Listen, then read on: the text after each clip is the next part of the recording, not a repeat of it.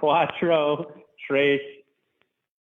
Uno, dos, tres, 14.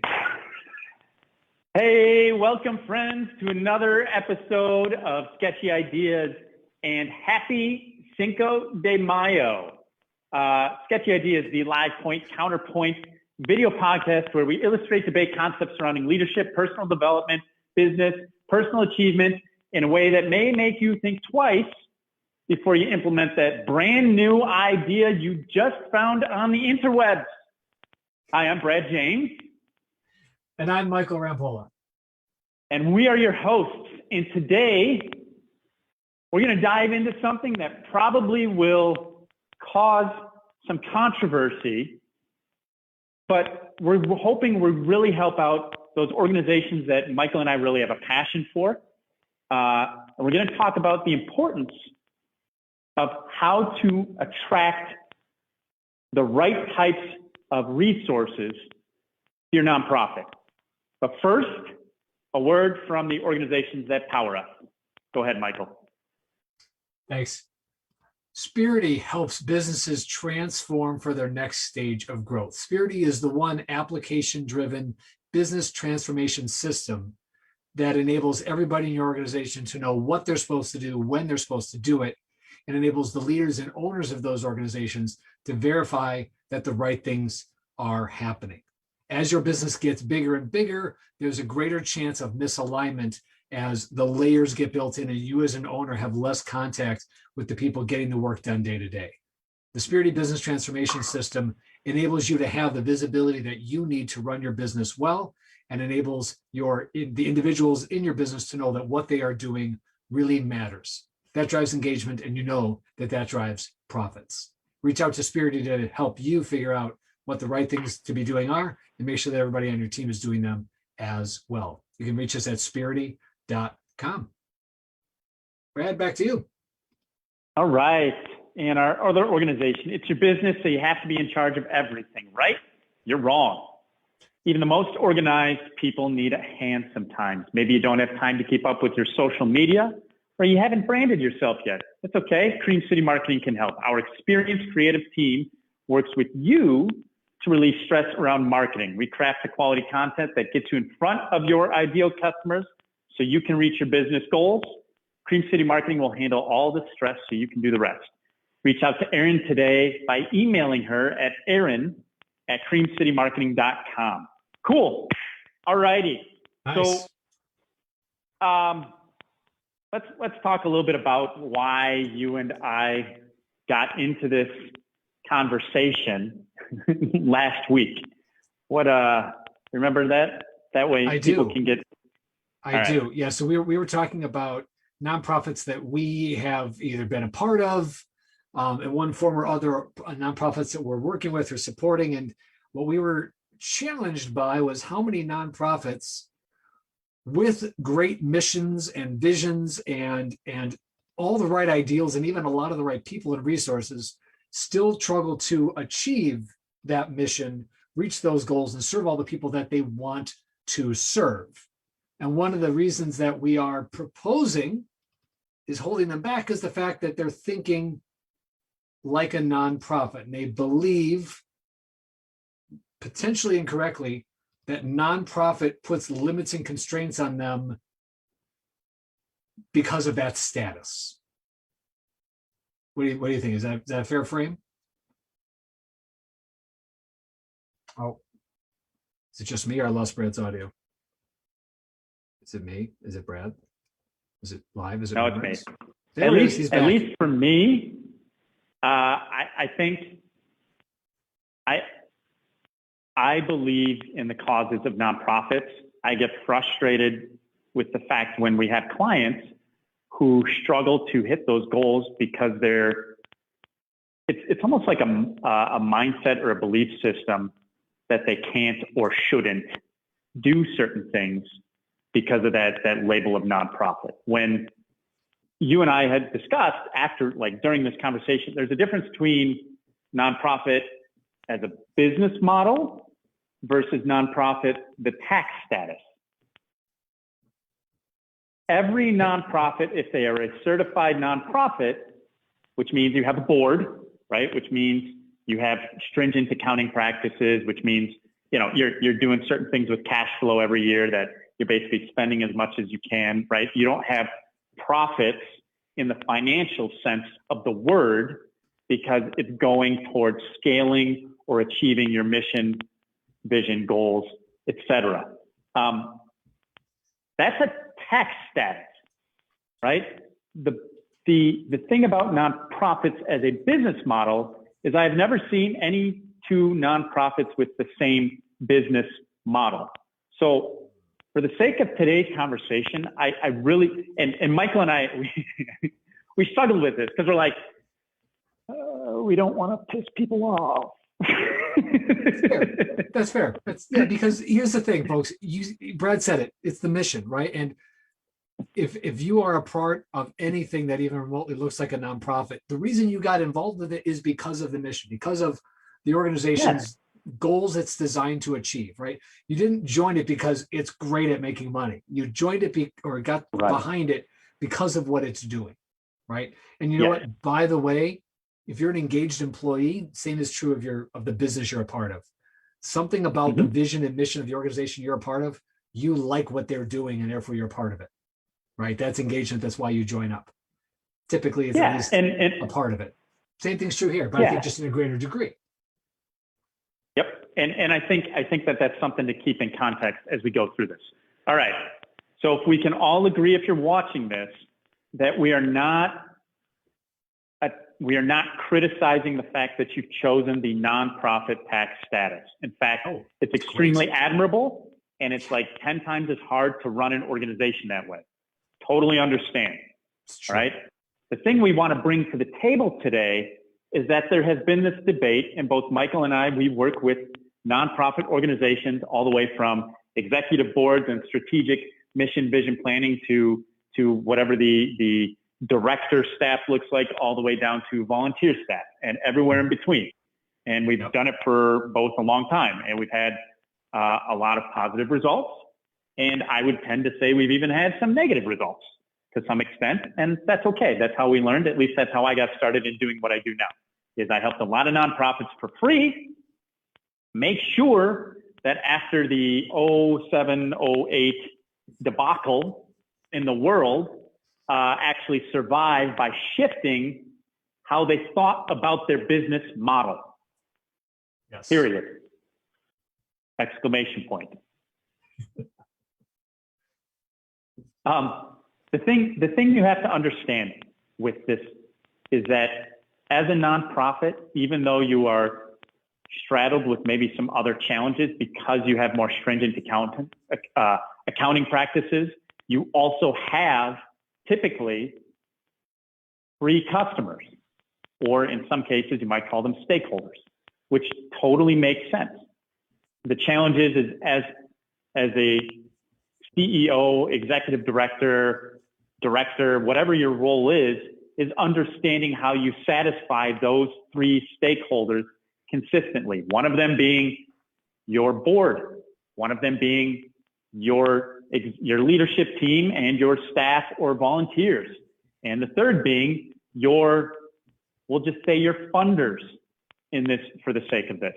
Now, today, a lot of what we're going to dive into focuses on dealing with the funders aspect of it, because the one thing that I have never, ever heard a nonprofit ever say, ever, is I don't need more funds.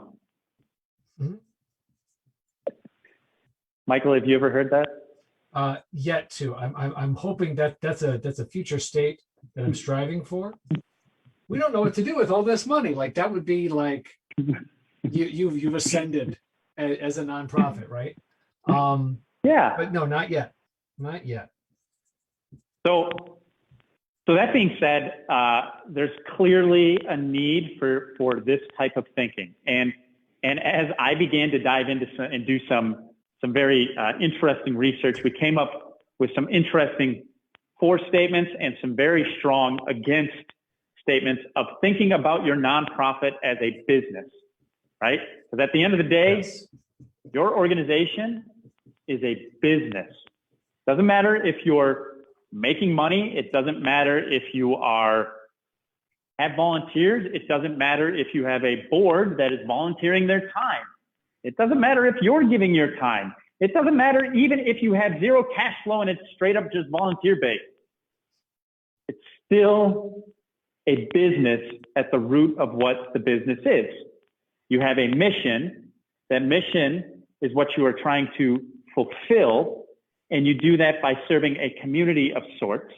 And you have a number of people who are willing to give time, energy, funding, resources in exchange for those results. The same thing with a marketing business. It's the same thing with a small restaurant. It's the same thing for a giant corporation like Amazon. It's the same thing for a coaching business. It's the same thing for, you being an independent contractor for Uber, right? You are looking for resources in exchange for services or value you are giving to somebody else. Or Michael, are you and I in agreement on this one? I like that. Yeah. Am I missing anything? Resources in exchange for the value, right? You can always tell when I'm saying something interesting on this show because Michael just writes like a furious madman. So evidently today I'm on, just for those of you paying attention. You are. It's not usual. This isn't a usual day. This is a typical day. Isn't this a typical day? Brad, as you started to list out stakeholders, I want to just give a little more flesh to that for a second and then bring it back to this point you're making here. So depending on your organization, yes, and this is in no particular order, but you've got your leadership and or your board. Sometimes your leadership is also your staff, depending on the structure of the organization, right? But and again, board funders sometimes cross over. Staff, volunteers, your users, and your partners. And I'm bringing partners in, all of which, because they are stakeholders, are aligned to the same mission. Right. So how they serve that mission. They all might be part of those three groups, but if I'm understanding correctly, right? And they might be interchangeable. Yeah. Okay. Exactly. So, and I think one of the things that makes them all stakeholders of this nonprofit organization is the fact that they're all aligned to that same mission.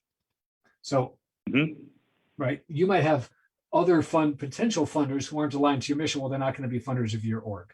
So these are roles, and then you line them up under a mission, you get an NFP. I like this resources value exchange. Okay, so here's what I want to play out and see. And these may or may not be softballs. We'll have to see what kind of pitches they are. But these are all of the things that I have heard. I think you've heard some of these same things that we're doing our research too, which is what should an NFP not do? What are the shouldn'ts for a not-for-profit, right? Well, a not-for-profit shouldn't make money. I think is probably the most common, I'm going to say false belief, but when I hear to make money, I'm here to serve a mission, right? Right? Yeah.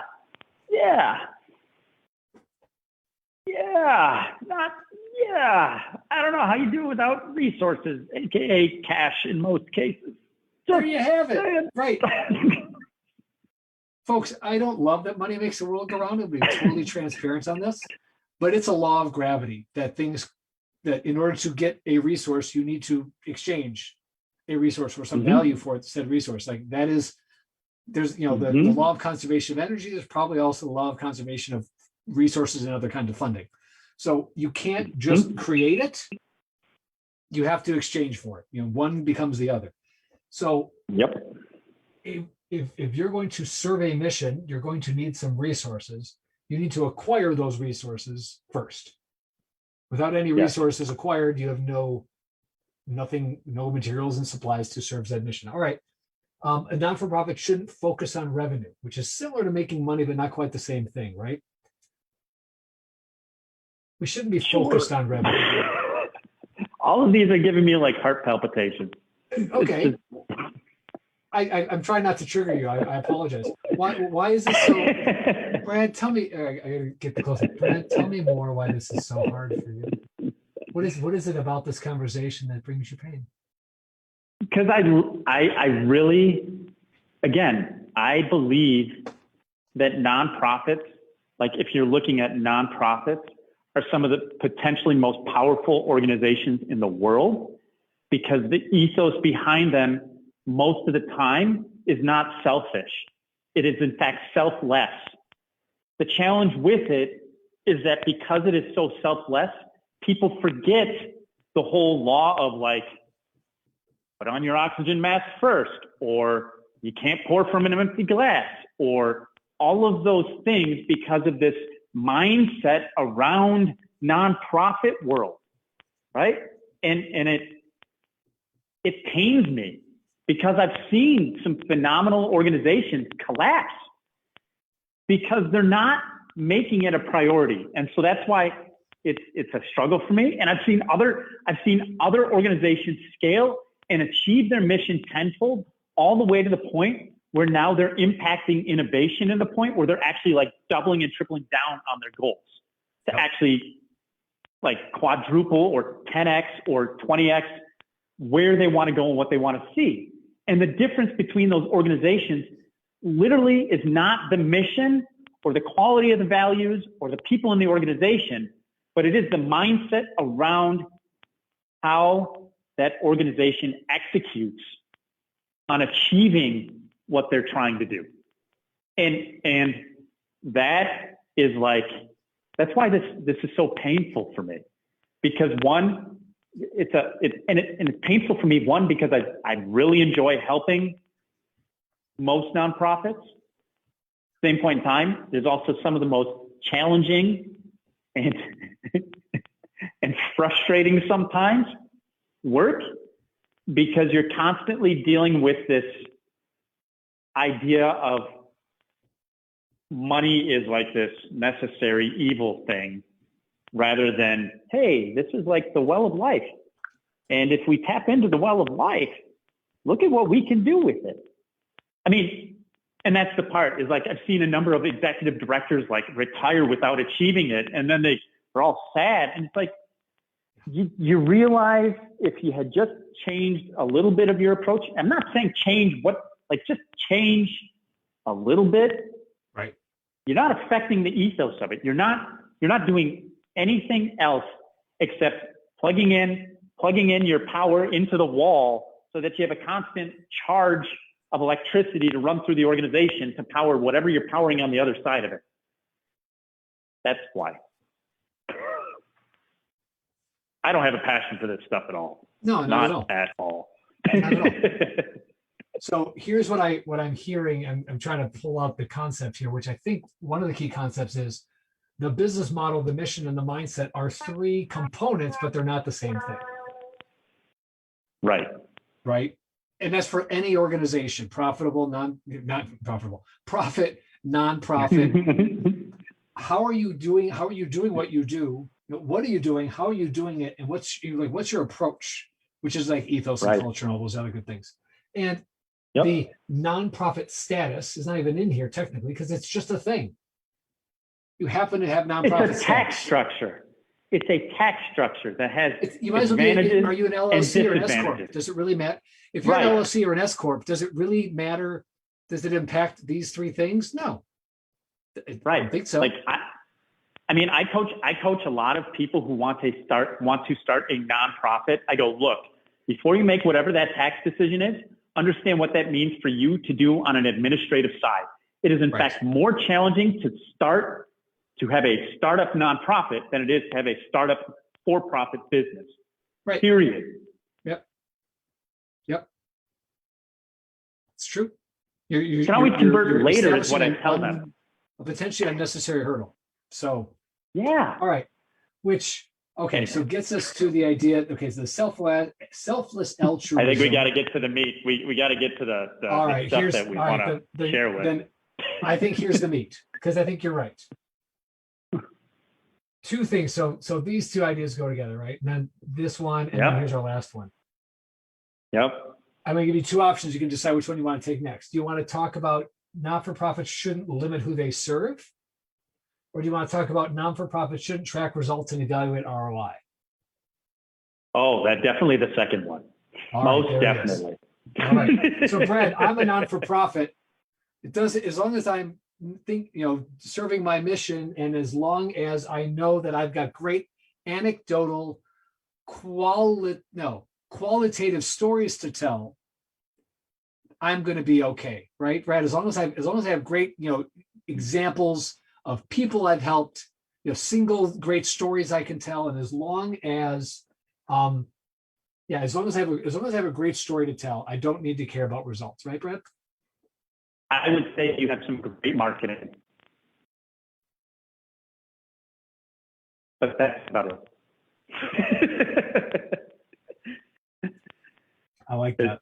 Because you can pull on the heartstrings all you want, but people who rely solely on great marketing and don't tie it to results. And what I mean by that is, think about the buyer's psychology. In this case, your funders or the people funding those great stories to happen, buy on emotion, rationalize the purchase so they don't have buyer's remorse. And some people are more emotional than others. So great, if you have a funnel of resource funders who are solely emotionally driven, great. That you are very lucky. You are extremely lucky in a very small percentile of nonprofits that somehow drew the winning lottery ticket, and I'm happy for you. For all you other people, good luck. For the rest of you mortals out there, yeah. That's right. All right, so my mission then is a marketing tool, but I'm going to go ready. Brian, I'll have to throw in the show notes how far we go back in this episode. But if all I'm doing is marketing and I'm not selling, right? I'm casting my line, but I'm not bringing in any fish. Mm-hmm. Great. So you've got a great mission. Mm-hmm. That great mission is marketing, but marketing alone does not produce revenue, therefore does not produce resources that you can use to invest to produce value for the people you are serving. Yes. If I have no fish in the boat, I ain't feeding one man, let alone a whole army, right? I can't feed a man for a day, let alone a lifetime, if all I can do is show him how to cast his line. Yes, that is, yes. Wow, I think I just built through 3 metaphors together, and it might have actually worked. So those results, that ROI. So there's a little book I'm going to make a tiny reference to called, I got to get the title right because I want to do it service. When bad presentations happen to good causes. And it's all about when good causes, like non-for-profits, go to make their pitch and they miss the mark and therefore they don't get the funding, which is, by the way, sales. So therefore, what is it that's holding them back? And one of the key things holding them back is great story, where's the numbers? Right. Great story, where's the numbers? I, as a funder, i.e. a buyer of something, right? I'm buying the outcome that your mission is driving towards, right? So I have my money and I want to figure out where to spend it, right? If I'm going to buy a product or a service, I'm going to buy that product or service where I believe I'm going to get the best ROI value for my investment. The same thing happens if I have money to give to a cause. Where do I think this money is going to drive to? There's a lot of organizations that are going to say they're doing what you're doing, right? And if me giving my money to you doesn't show me that it's doing any good, I might as well just walk directly to the guy who needs it and hand him the money, because then I know I'm actually going to see the ROI. Yep. Right? So if you can't track your results, evaluate the ROI, and show that the investments that people are making with you are producing the results that are in line with the mission that they're trying to serve by giving you their funding, you're missing the opportunity to achieve loyalty, which is, back in classic sales, how you reduce your cost of acquisition of new funding. If I give you a bunch of money this year and you show me it did a lot of good, guess what I'm going to want to do again next year? Maybe more. Maybe. Definitely. Because I gave it to you in the first place to get that outcome. Obvious. Sorry. Now listen. I gave you my money. Did it do what it was supposed to do? Yes, it did. Here's more money. I mean, it is that easy. I gave you my money. Did it do what it was supposed to do? I don't know, but let me tell you about Susie. And the amazing, thing that we did for this one person. That's great. Did my money do that? Like, show me. Show me that my contribution to your organization, whether I'm a volunteer or a funder, by the way, volunteers and funders, either way, they're giving you resources in exchange for value. If you can't show them the value of their contribution, you are making it harder than it needs to be to get more. Yep. Yep. See also sales. Yeah. And I also, I mean, now I can hear it in my, like, I can hear it now going, well, my organization doesn't do that. And here's the deal, right? This is one instance of how organizations, we boiled down nonprofit to somebody gives money, organization takes money, organization executes on mission that they marketed about. Okay. There are a bunch of different ways that this happens, right? And that's part of the point of why Michael and I brought this up. One, because we're now at a point in the world where those resources that people need to like, or want, like those organizations that need money, that money is going to be fewer and far between right now, at least for the foreseeable future, right? And he's just talking about straight donors. I would even challenge that when you're talking about straight donors, that's even going to be difficult right now as it is, which is why you need to really think like a business and figure out, hey, we've got 3 customers.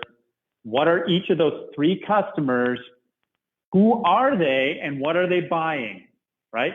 Those 3 customers each need to like, you're buying into something at each of those different levels, right? Even the people who you're giving things to, if you're giving stuff or the solutions you're creating things for, you have to find a way to measure satisfaction. Even if it's just a satisfaction survey, right? Even if it's just a hand count, even if it's what? No, you don't like that one, do you? I'm sorry, Brad. That you just made that sound too easy. I thought you were saying nope. No, because I'm still putting the shouldn't hat on every once in a while. But you mean, but that sounds too easy. I can't believe that would actually work, huh? Listen, any number, count anything. Count the number of people you took care of. Count the number of volunteers. Yeah. Like, I'm being a jerk to point this out. It doesn't matter what you count as long as you can show results from the resources invested. Start somewhere. Lower the bar, people. Start counting something instead of just how many good stories you can tell. Yep. And it'll pay off, right? There's a whole bunch of stuff that I think after this conversation, Michael and I are going to go, we probably need to dive more into this, especially because we were only able to deal with one of those things. But here's the deal. At the end of the day, you got to look at where your nonprofit is, and you got to make a judgment call about where you're going to put priorities, just like a business owner does, just like a business does. I would recommend you look really, really hard at your list of priorities and make sure that at the top, right underneath executing your mission, is generating who my customers are so that I can understand funding and data in the long run. And I think if you make that a point, you'll begin to figure out how running your nonprofit like a business actually will be extremely helpful, even though if you read on the internet all the stuff, you get both sides. I'm telling you right now, this is one where literally, this is what I searched. I searched just because, you do a Google search to start, why nonprofits should function like a regular business. And literally on page 1, I got about 5 of each of like why you should do it and why you shouldn't do it. And you're going to have things on both sides. But I promise you, if you begin to shift your mindset to tracking data and developing customers, those 3 different customers constantly, you will begin to understand the data, and your mission will be more achievable in the long run. Or you will realize, hey, I don't need to function as a nonprofit, which means, guess what? If you are that way, you can eliminate a whole layer of bosses. It's true. Just saying. It's true. Just saying. It is doable. You can have a for-profit business that still executes on a high moral value mission. Absolutely. Oh, and by the way, you don't have to worry about volunteers because it's hard to fire a volunteer. Correct. right? So, So I mean, there are significant business model benefits to operating as a for-profit or traditional business because to Brad's point, you don't have to have the extra board level leadership. You can still leverage all of these things without it's going to sound awful, unnecessary accountability. And it's not really that. It's you get to be selective, right? One of the downsides, I'm just going to try to grab it quick, I know we're at time, is one of the limits and resources that non-for-profits put on themselves by their status is that we have to help everybody and we have to take everybody we have to work with everybody who wants to help us. Yeah. If you believe that you have to take all the help that is offered and you have to help everybody that needs your help, then you probably need to stay in non-for-profit status because you're not going to be profitable. And profitable doesn't necessarily just mean money. Okay. Yeah. There's many ways to look at this. All right. So we do have to close down. There's like a laundry list of things that I want to get into, like the B Corp status, which I don't think a lot of people understand or know about. There's a lot of things in that last statement that I think is important to dive into from a marketing and a retargeting and maybe readdressing the avatar aspect of things that we did about almost 20 some odd episodes ago. And then I also want to put this out there to dissect, and I'd like to make this next week. This is like a call to action. If you're going to watch this, I want you to participate next week. I want feedback. I want people to challenge this because at the end of the day, like I'm in this mode right now, just so everybody's aware, like I'm in this mode, like nobody's stopping me right now. And it's interesting because actually just was talking to another nonprofit, and this was like a revolutionary thing to them. And they're already seeing results just by shifting in how they think about it, because all I did was give them permission to think that way, which was really cool because I just gave them a couple hours. Amazing what that can do.